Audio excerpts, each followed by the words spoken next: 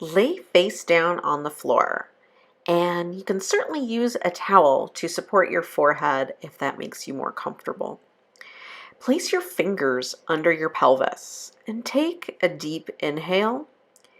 And then on the exhale, squeeze those abs for core stabilization and tighten up your glutes.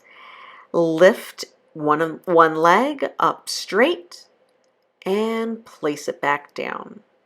Continue to switch sides with your breath. Now, as you lift your leg, feel your fingers. Are you pinching them every time you lift?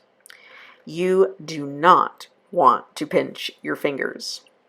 Your femur, your thigh bone, sits in your pelvis, and as you lift, it should actually rotate in the socket.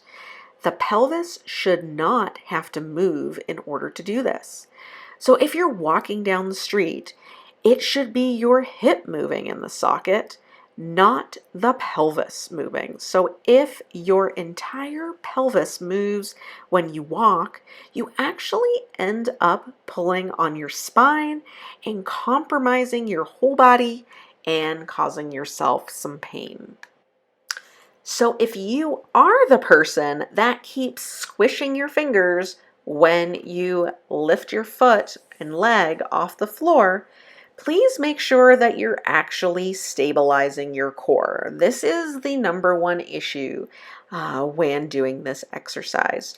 Try taking a full exhale to contract your core and then lift. You can also decrease the range of motion to get started and work up to greater range as you notice that you're not squishing.